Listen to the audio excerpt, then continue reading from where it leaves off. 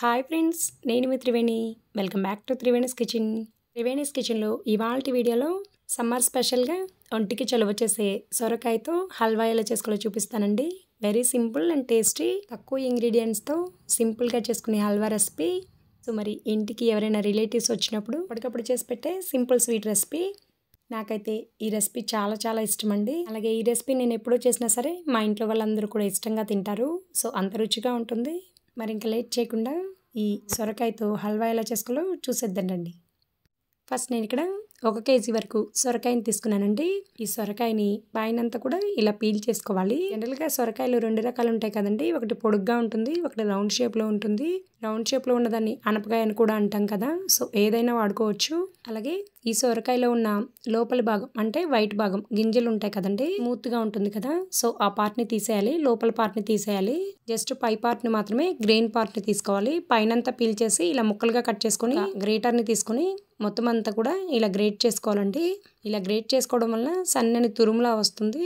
హల్వాకి చాలా బాగుంటుంది. చూడండి, నేను అంతా కూడా ఇలా గ్రేట్ చేసి పెట్టుకున్నాను. సొరకాయలో ఓన్లీ గ్రీన్ పార్ట్ మాత్రమే గ్రేట్ చేసుకోవాలి. ఇప్పుడు దీనిని కొలిచి తీసుకుందామండి. మీరు ఏదైనా కప్తో మెజర్ చేసి తీసుకుంటే మిగతా ఇంగ్రీడియంట్స్ కూడా ఇదే కప్తో మెజర్ చేసి తీసుకోవచ్చు. నాకు ఇక్కడ ఈ సొరకాయ తురుము అనేది 2.5 కప్పుల వరకు అయ్యిందండి. ఈ తురుమునంతా కూడా పక్కన చేసుకొని మరోవైపు ప్యాన్ పెట్టుకొని ప్యాన్లోకి ఒక 4 టేబుల్ స్పూన్ల వరకు నెయ్యి వేసుకోవాలండి. ఈ హల్వాకి నెయ్యి ఎక్కువ పడుతుందండి. సో ఎంత నెయ్యి ఉంటే హల్వా అనేది అంత రుచిగా ఉంటుంది. నెయ్యి బాగా హీట్ అయిన తర్వాత ఇందులోకి కొన్ని కాజు పలుకులను వేసి ఫ్రై చేద్దామండి. ఇవి వేగాక కొన్ని ఎండు ద్రాక్షను కూడా వేసి ఫ్రై చేసుకోవచ్చు. ఇవి 2 కూడా మాడకుండా చక్కగా వేయించిన తర్వాత వీటిని ఒక బౌల్లోకి తీసుకుని పక్కన ఉంచుకోవాలి. ఇక్కడ డ్రై ఫ్రూట్స్ అనేవి మీకు నచ్చినవి వేసుకోవచ్చండి. ఇవే వేయాలని ఏమీ లేదు. నెక్స్ట్ సేమ్ ప్యాన్లోకి ఒకవేళ నెయ్యి ఉంటే పర్లేదండి, నెయ్యి తగ్గినట్లు అనిపిస్తే మరొక టేబుల్ స్పూన్ యాడ్ చేసుకోండి. అంటే మనకి ఇక్కడ సొరకాయ తురుమును ఫ్రై చేయడానికి నెయ్యి ఎక్కువ పడుతుందండి. చూడండి, ఇప్పుడు ఇందులోకి సొరకాయ తురుమును వేసేయాలి. తురుమును వేసేటప్పుడు పైది తీసుకొని వేయండి, అడుగున వాటర్ వచ్చేస్తూ ఉంటుంది. చూడండి, ఇలా వాటర్ని వేయకుండా ఓన్లీ తురుమును మాత్రమే తీసుకోండి. మీడియం ఫ్లేమ్లో పెట్టి తురుమంతా కూడా చక్కగా నేతిలో వేగేంత వరకు వేయించాలి. ఈ సొరకాయ తురుములో వాటర్ కంటెంట్ మొత్తం తగ్గిపోయి ఈ సొరకాయ తురుము అంతా కూడా నేతిలో బాగా వేయించుకోవాలండి. ఒక 3 to 4 మినిట్స్ టైం పడుతుంది. నాకు ఇక్కడ 4 మినిట్స్ పట్టిందండి. చూడండి, సొరకాయ తురుము అంతా కూడా చక్కగా వేగిపోయి అందులో వాటర్ కంటెంట్ కూడా తగ్గిపోయింది. ఇలా పొడి పొడిగా వస్తుంది. ఈ స్టేజ్లో 1 కప్పు వరకు పాలను వేసుకోవాలండి. మీరు పాలని కాచినవైనా వేసుకోవచ్చు, లేదంటే పచ్చి పాలైనా వేసుకోవచ్చు. నేను ఇక్కడ పచ్చి పాలే తీసుకున్నాను. అలాగే ఒక 1/2 కప్పు దాకా వాటర్ కూడా వేసుకొని ఈ సొరకాయ తురుమునంతా కూడా ఉడికించుకోవాలి. మీడియం ఫ్లేమ్లో పెట్టి ఉడికించుకోవాలండి. ఇది ఉడకడానికి ఒక 2 to 3 మినిట్స్ టైం పడుతుందండి. 3 మినిట్స్కి అంతా కూడా చక్కగా ఉడికిపోతుంది, సాఫ్ట్ అయిపోతుంది. ఇలా బాగా సాఫ్ట్ అయిన తర్వాత ఇందులోకి టేస్ట్కి తగినంత పంచదార వేసుకోవాలండి. నేను ఇక్కడ 2.5 కప్పుల సొరకాయ తురుముకి 3/4 కప్పు దాకా పంచదార వేస్తున్నానండి. ఈ స్వీట్ అనేది కరెక్ట్గా సరిపోతుంది.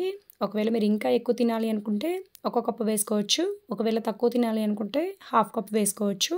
పంచదార పూర్తిగా కరిగిపోయిన తర్వాత ఇందులోకి ఒక 1/4 కప్పు దాకా మిల్క్ పౌడర్ కూడా వేసుకోవాలండి. ఒకవేళ మీ దగ్గర మిల్క్ పౌడర్ లేకపోతే కోవా మిక్స్ని కూడా వేసుకోవచ్చు. ఇవేమీ లేకపోతే 1 కప్పు పాలకు బదులు 2 కప్పుల పాలను యాడ్ చేసుకుంటే కరెక్ట్గా సరిపోతుంది.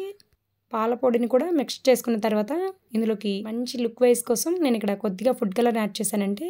ఇది పూర్తి ఆప్షనల్ మాత్రమే, వేస్తే టేస్ట్ ఏం తగ్గదు. నెక్స్ట్ 3 యాలకులను కూడా దంచి వేసుకోవాలి. అలాగే ఒక 4 టేబుల్ స్పూన్ల దాకా నెయ్యి కూడా వేసుకోవాలండి. చెప్పాను కదా, నెయ్యి ఎంత ఎక్కువగా ఉంటే హల్వా అనేది అంత రుచిగా ఉంటుంది. చూడండి, హల్వా అంతా దగ్గరికి వచ్చేస్తుంది.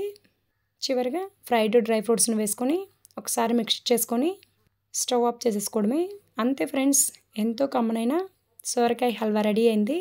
ఈ రెసిపీని తప్పకుండా ట్రై చేయండి. నేను మిమ్మల్ని రిక్వెస్ట్ చేస్తున్నాను, మీరు ఈ రెసిపీ, ఈ హల్వా టేస్ట్ చూసాక మళ్ళీ ఈ హల్వాని చేసుకొని తింటారండి. అంత పర్ఫెక్ట్గా, అంత రుచిగా ఉంటుంది. మరి చూసారు కదా, వీడియో నచ్చిందా? నచ్చితే తప్పకుండా ఒక లైక్ చేసి మీ ఫ్రెండ్స్కి షేర్ చేయండి. అలాగే మన ఛానల్ని సబ్స్క్రైబ్ చేసుకోండి. Thank you for watching.